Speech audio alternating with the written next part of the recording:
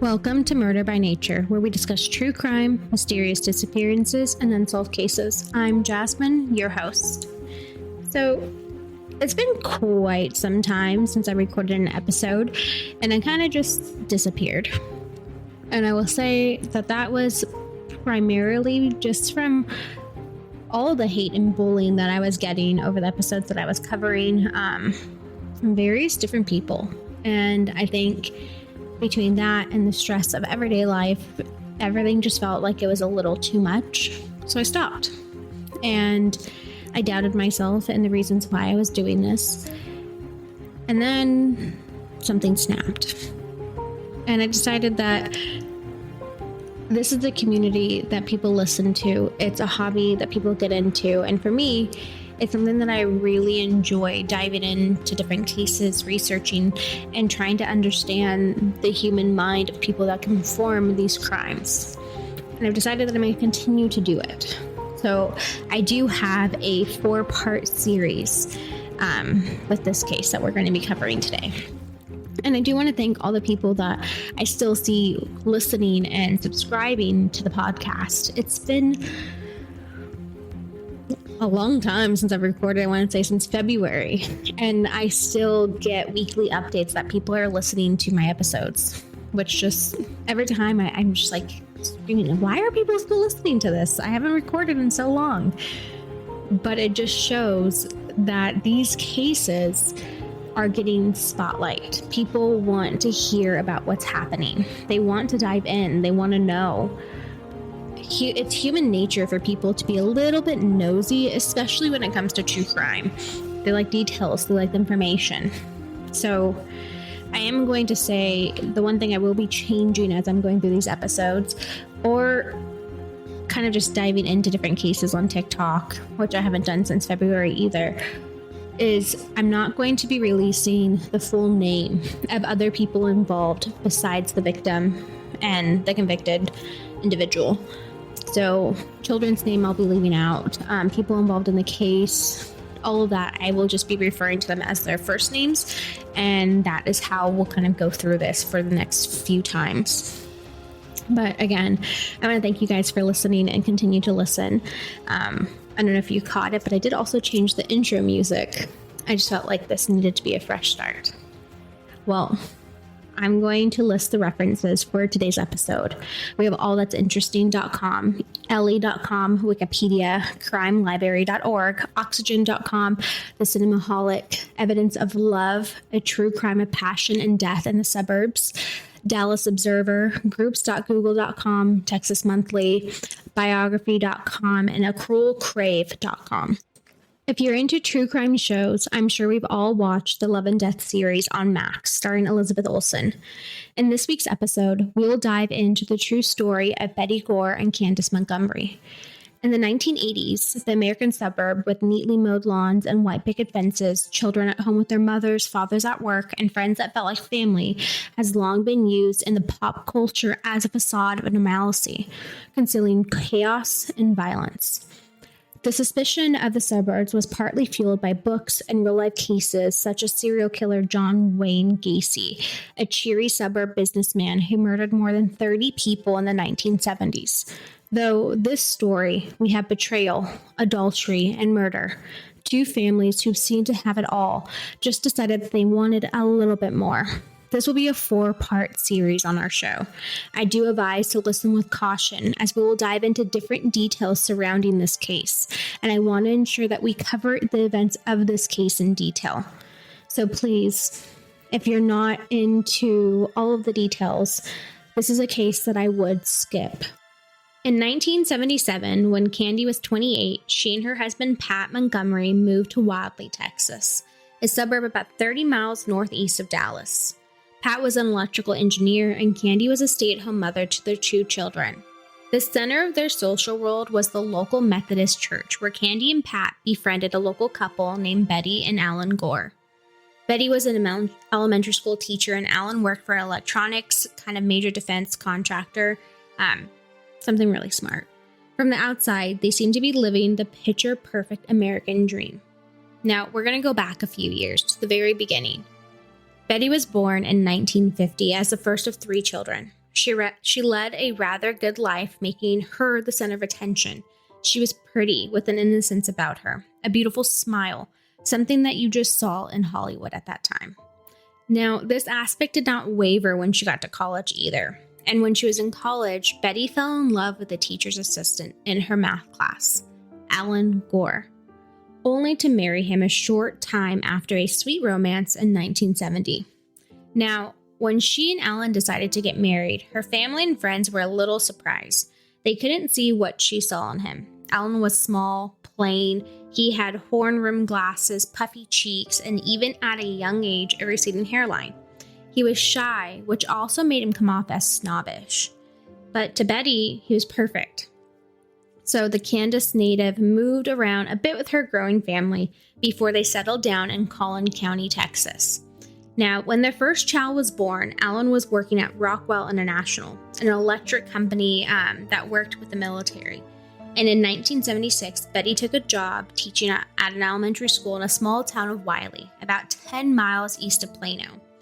Betty wanted to make a difference in the lives of her students. She went above and beyond, creating a supportive learning environment for the students. She was creative and knowledgeable, and she wanted to bring that to the classroom.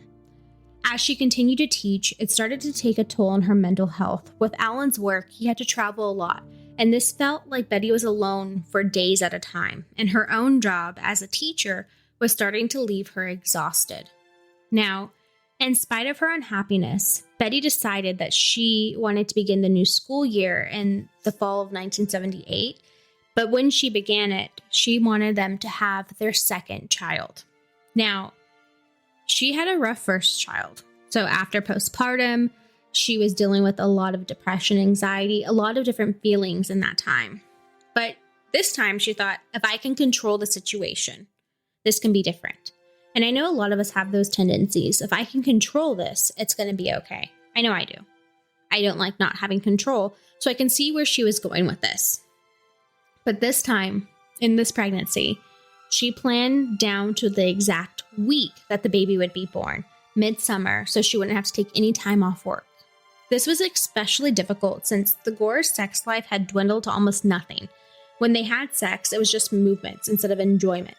And now that there was a plan with schedules and rules, Alan was required to have clinical sex with his wife every night during her estimated fertility period. As this continued, Alan started to feel a little resentful. He wanted to make his wife happy, but this wasn't exciting or thrilling as he would like it to be. The passion, the spark was gone.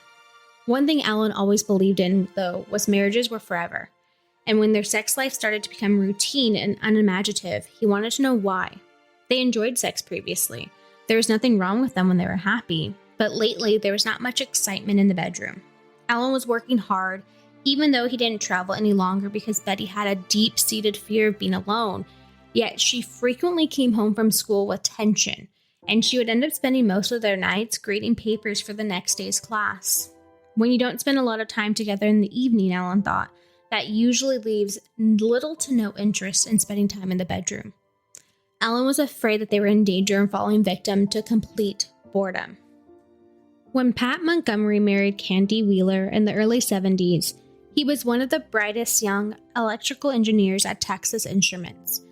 Now, Candy had been working as a secretary. She was petite, blonde, with a thin, pointy nose and a contagious, high-pitched laugh. She was an Army brat, the daughter of a radar technician who spent the 20 years after World War II bouncing around with his family from base to base. Now, Candy seemed to be born with the wandering life. She was a free spirit, someone who made friends very easily and had the confidence that taught her at an early age what power a woman can have over a man. Now, when Candy and Pat moved to the country in 1977 with their daughter and son, by then, their marriage had kind of settled into a routine.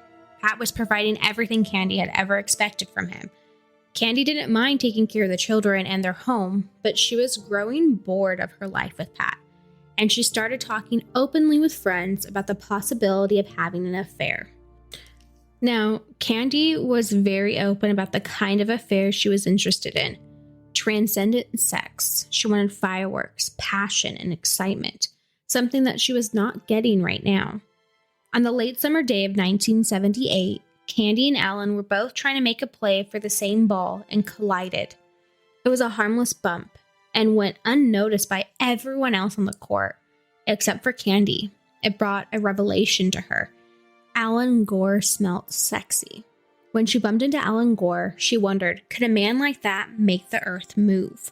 At first glance, he didn't look like it. Alan had a receding hairline and the beginning of a patchy midsection. He was dressed blandly, to say the least, but in other ways, he was kind of the man that she wanted, one that she might have had a good time with. She had known Alan for only 9 months, but it seemed much longer. He was a lot like her, active in church, a lover of children, the outgoing, personable half of a mismatched couple. Alan sang in the choir, he helped organize sports team, and did everything that Betty never seemed to want to get involved in. He had a sense of humor. It was only natural that he and Candy would seem like a lot like each other. Candy Montgomery was Betty Gore's complete opposite in almost every single way. She was perky and easygoing. She was friends with everyone, active in church activities, and a loving mother on her own right. Candy and Alan were both outgoing and extroverts, unlike their counterparts. But like Alan, Candy Montgomery was bored with her sex life. And at 28, she felt like she was too young to deny herself of exciting sexual experiences. And a tiny, inconsistent voice in the back of Candy's brain kept telling her that Alan Gore was anxious to express his feelings that he was having too. Now, it began with little things, like, unless you knew what was happening, you would have never guessed it, like most affairs. Alan was seeming to joke with her more than he joked with the other woman at church. He started teasing her about her volleyball skills, and every once in a while, he would wink at her as though they shared a little secret. After choir practice, the two of them would occasionally chat a little longer than necessary or hang out in the parking lot while others were getting into their cars. Flirting started out to be very subtle. Sometimes it was so much like Alan's natural friendliness with everyone else that Candy would doubt if he was really flirting with her. But then Alan would do something that unmistakably designed her attention, and she would know that he was really doing this. This was happening. As the weeks went by, she started fantasizing about sex with the man who smelled so nice. As the two continued on with their lives, they couldn't shake the idea of each other. And one night after choir practice, Candy approached Alan.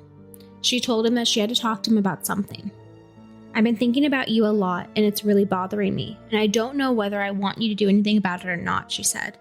I'm very attracted to you, and I'm tired of thinking about it, so I wanted to tell you. And with that, she jumped out of the car, slammed the door, and hurried across the parking lot.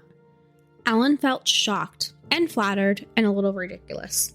He wasn't shocked by Candy's directness. He had known her long enough to realize that she spoke exactly what was on her mind, but he was shocked as he couldn't imagine someone like Candy finding him attractive. He also, surprisingly and secretly, was pleased that it was Candy. Even though she wasn't what you would call a classic beauty, she was one of the most attractive women in church, in his opinion. And she certainly was the most fun to be around. Then a new wave of doubt took over him. Maybe Candy was just flirting in her own way, because all she really said was that she's been thinking about him. But even then, Alan couldn't get Candy out of his mind. He couldn't shake the idea that sex with Candy Montgomery would certainly be more exciting than the sex he was having with his wife. Alan thought about Candy a lot over the next few days and wondered whether she would say anything else. Would she make a sign to him? Would she say something? Would she come up to him again?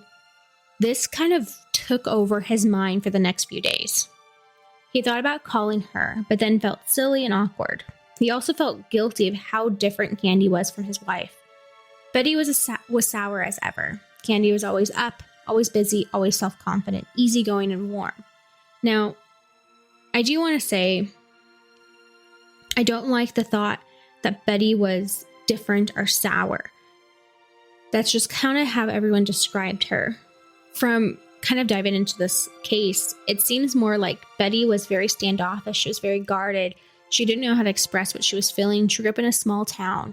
And like most that grow up in small towns, it kind of comes hard to describe or express the emotions that you were feeling. I know for me, I kind of relate to the way that Betty is. I'm very closed off and very guarded. And I don't want to use that word as sour. That's just how everyone seemed to describe her. But diving into the different things that Betty had going on in her life, postpartum, all of this stuff, I think she was just dealing with a lot. And when you deal with a lot and deal with children sometimes, all of those emotions kind of come out as aggression or anger or OCD or things like that. And that's what I want to say that Betty was. She was dealing with postpartum depression from her first daughter. And I think that was carrying into her personality and the way that people described her. Now, one thing was certain. The conversation that Candy had with Alan planted a seed in his mind, but no one knew how dangerous this conversation would turn out to be. As the weeks went on, they both thought about one another and didn't really know how to handle what they were feeling. But a week later, Candy and Alan would see each other again at choir practice. And this time, Alan would walk Candy to her car. When the two made it to the car, Candy asked Alan if he wanted to have an affair. Taken back just a little bit, Alan told her that he wasn't sure if this was something that he'd be able to do because they just found out that Betty was pregnant with their second child. Now, Candy was unfazed by this news. She told him she only wanted to sleep with him once. She wanted to know what it felt like, and shockingly, Alan leaned over and kissed Candy for the first time in her car and then left. Nothing else happened between the two as they processed what had happened and where to go from here. But now, Candy's birthday was approaching, and she was quickly growing frustrated, not knowing what was going to happen. And on her 29th birthday, Alan called her. "Hi, this is Alan. I have to go to McKinley tomorrow to get some tires checked on the new truck that I brought up there. I wondered if you'd like to have lunch, talk a little bit more about what we talked about before." It had been about 2 to 3 weeks since the last time they talked in the parking lot outside the gym. Those weeks had been easy for Candy. She felt foolish for throwing herself at him, but she was also trying to process being rejected so calmly. Alan had kind of an aura about him. It was just very calm. Now, besides being embarrassed, she was afraid that Alan would think less of her now. They were friends. How was he going to approach that situation? And she wanted to put the whole incident out of her mind. The only reason she couldn't, though, was because Alan did kiss her. If Alan was so dead set against the idea, why had he given her that kiss before he left? And it didn't help that Candy and Pat were kind of having more arguments lately. That peace of mind in her brain was kind of like, well, you're fighting with your husband. Let's entertain this a little bit more. So, backstory. Candy was a part of a creative mind or creative thinking class. She wanted to be a writer, and she would take this writing class, and over the course, she was making different stories, doing different things, and she brought home some A-plus papers, and she was so excited. But when she went to go show Pat, he just seemed to act like he cared, and this frustrated her, and it led her to saying some not so nice words. And I will say, I think we can all relate when we're trying to show our excitement about something that we're passionate about and someone doesn't seem like they care. I think we all get a little frustrated. But in Pat's mind, they were arguments over nothing. But to her, they represented everything that was wrong with her marriage. Alan and Candy met at an auto repair shop in McKinley.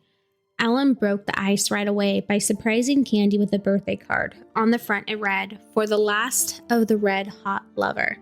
And when she opened it, it was a small bag of Red Hots. Now, this was a gag card that Candy kind of loved, and she was instantly touched. They got into her car and drove to a little diner where they talked about everything except themselves. And they did this for about an hour. Alan talked about Betty, Candy talked about Pat. They compared their notes on their children, they talked about church, and Candy got Alan to talk about his work for a little bit. And in turn, he seemed interested when she discussed her creative writing course. Then after the meal was cleared away, they began to sip their coffee, and Alan said, "I've never done anything like this before." "I haven't either," Candy said. "I wouldn't be able to forgive myself if Betty ever found out about something like that. I think that would be devastating to her. I feel the same way about Pat. I don't want anyone to get hurt. Pat or Betty. We'd have to be so careful that no one ever knew except us. I've been thinking a lot about what you said, not about wanting to get emotionally involved. That'd be very important to me." "Me too, Alan. I just want to enjoy myself without hurting anyone else or myself." "Well, Let's talk about it some more. Maybe we should talk about the hazards, whether or not we should take that risk. Fine, I think we should. After they were done talking, they parted ways and nothing else was done. I think this was kind of like that first point where they're like, should we dive into this? Is this something we should do? And I think their fears of hurting their spouses and getting emotionally involved is something that everyone thinks about when they go into an affair. I would think that no one would go into an affair and be like, ooh, I want to hurt this person. I mean, but I don't know. I haven't had an affair. So I'm guessing that that's what happens. Within a week, Alan called Candy again while Pat was at work. They chatted more about the risk of having an affair, their fears of doing something that would ruin their marriages, but they also talked about their mutual attraction and were obviously excited by the prospect of an affair. You know, if you don't go to bed with me pretty soon, Alan, then you're never going to live up to the expectations I have of you in bed, Candy said, giggling. I know, he said. I've thought about that. The next month consists of strategy sessions of what must have been the most thoughtful, planned-out affair in the history of time. It began with tentative phone calls from Alan, asking about this or that. When would we do it? What if someone saw us? Soon after the lunch at the diner in McKinley, so their first conversation, they arranged a meet for lunch again. This time, it was in the parking lot of Alan's office in Richardson, from which they drove to a nearby restaurant. So, Candy came and picked him up, and then they went to a restaurant afterwards. They didn't actually eat in the parking lot. Alan was accustomed to making his own work hours, so long lunch breaks were no problem, but if they can save time, Candy would have to pick him up. From talking about the hazards of the affair, they moved quickly to the consideration of ways that they could possibly avoid these hazards. They talked a great deal about emotional involvement. They agreed that there would be none of that. It was too dangerous. They thought as long as they could limit the affair to just sex, they were safe. But as time went on, Alan started looking forward to his daily calls from Candy at work. And as Candy could continue to fantasize about the affair and the affection, she started looking forward to getting those calls from Alan. Alan was growing much more comfortable with the idea of the affair, mainly because he discovered, to his surprise, he can go to lunch with Candy, talk with her intimately on the phone, and then go home to Betty, and was always normal. Candy always felt completely normal around Pat, too. Perhaps because she was confident that he would never suspect a thing. Still, Alan and Candy hesitated to take the plunge. They knew by now it was something that they wanted to do, but they were nervous of what might happen if anyone found out. They were living in this bubble by themselves that no one knew existed, and they were questioning if they were ready to burst that. Now, by the end of November, Candy came up with the best strategy of all. She invited Alan over to her house for lunch. She fixed her famous lasagna for the occasion. She was starting to grow frustrated with the situation and the lack of decision. I think they went back and forth so much that she just wanted this to happen, or she didn't want it to happen at all. She told herself before Alan arrived that if nothing happened soon, she wouldn't spend any more time on this. She had done what she could to make it happen, and it was Alan's decision now. As soon as Alan walked into the Montgomery house that day, he broke into laughter. The first thing he saw hanging above the room was 2 pieces of butcher paper, like the long one.